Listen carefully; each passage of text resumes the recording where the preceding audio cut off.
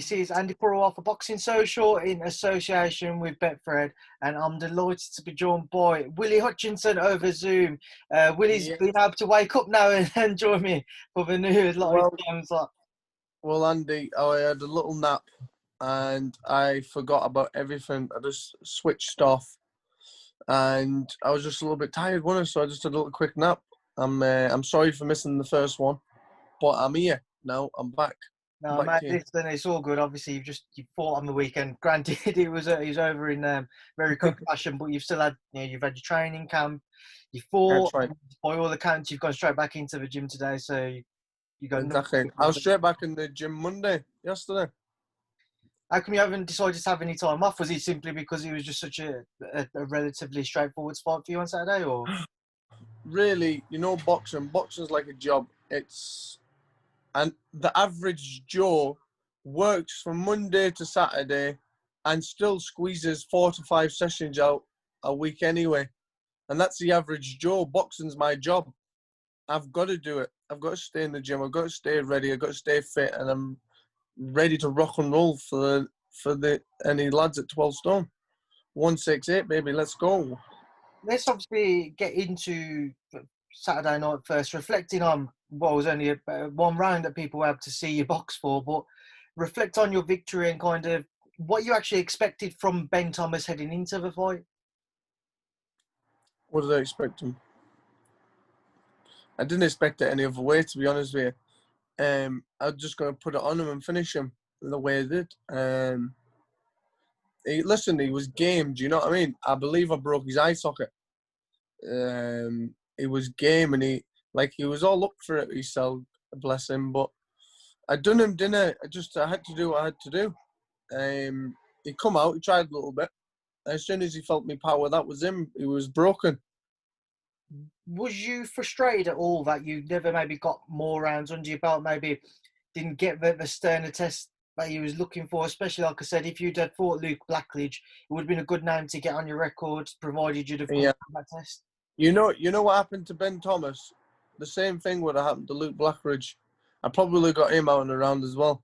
I wasn't upset about no rounds or anything like that. I just went down, done my weight, lightest of weight, best shape I've been in, done the fella in one, went and got a bit of lunch after my fight, chilled out, watched the Dubai fight, back in the hotel, went to sleep and come home the next day. Beautiful. It couldn't have went any better, could it? I don't think it could have done, mate. But when you reflect on a one round victory, what do you take away from it? What can you, if anything, what can you learn from it? What can you learn from it? Not a lot, really, can you? I don't really know, to be honest. What can I learn from it? It's just another fight. It's on to the next one, isn't it? What does Dom say to you when you obviously produce a performance like that? Is Dom still there critiquing you, or? Yeah, listen, Dom was happy. But you know what it is? You know the bit where I did learn for this fight is I done the training camp. I never left my house for 8, 9, 10 weeks. Dom was doing me food. I was in this house training, eating, back in this house. I didn't leave this house for like 8, 9, 10 weeks. I done the training camp. I done the sparring. I sparred the likes of Leon Richards, Shaquan Peters. I was sparring bits of lads like that. Got the sparring. I done the training camp all the way. I got there. I made the weight the easiest I've made the weight, and I was the lightest I've made in my professional career. I was in the best shape of my professional career. It's probably my best performance as a professional in my professional career. So that's the bit I learned of coming up to this fight. Not forget about the fight. What happened in the fight happened in the fight. It was all leading up to the fight, and now after that fight, leading into another one, back in the gym, back training. Some interesting sparring partners you've just mentioned there, which I will come on to shortly, Willy, but just to kind of stick to yourself for now and the fighting side of things, and your next date, you've been announced for that September 26th show. Going to be for the IBF European title, I believe it is. But you know who you're facing yet? You know more than me, Andy, brother. You know more than me. I don't have a clue. But hopefully in the next week or so it'll get announced, won't it? And I will be swiping the floor whoever gets put in front of me at 12 stone. Obviously, moving on to your sparring, you mentioned some guys there, Shakan Peters and Lerone Richards. Yeah. What were those sparring sessions like? Can you reflect and just kind of open up a bit more onto them? Yeah. Listen, they were good spars. Do you know what I mean? It was sparring. You know what I mean? You can't take a lot away from sparring. It's just sparring. It don't really matter. It's about really helping each other sharpen up, type of thing. You know what I mean? So there was, you know what I mean? There were good spars. They were all right. It was good sparring, and that was it. Yeah.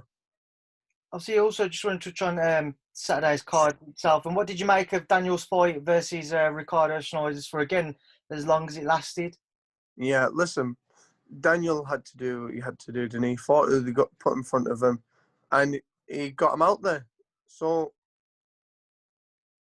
I don't know. Yeah, he boxed well, do you know what I mean? But he beat the fellow who's in front of him. He's on to the next one now, you know? Obviously, Daniel on that victory, he's getting ready to face Joe Joyce next. What do you make of Dubois Joyce? I think it would be a great fight. I think it would be a really, really great fight. And the winner of it obviously goes on to bigger and better things. It'd be a great fight, Andy. How do you see it playing out? I don't know. I don't know. It's an even fight. I couldn't name who would win that one. It's a hard fight. Willie, just before I let you shoot off, going Yeah. to ask you your kind of ways of celebrating this past weekend. How did you celebrate the victory? How did I celebrate my victory? To be honest with you, getting my wife, picking up from the train station and going for a bit of food. And then I was absolutely wore out, so I went back and went to bed. Willie, I will leave you now, Willie, and I'll leave you to enjoy the rest of your evening. Yeah. It's been a pleasure to catch up with you, mate, and obviously look after Perfect, yourself. Andi. Speak to you soon. Yeah, thank you. Social. Yeah, see you soon.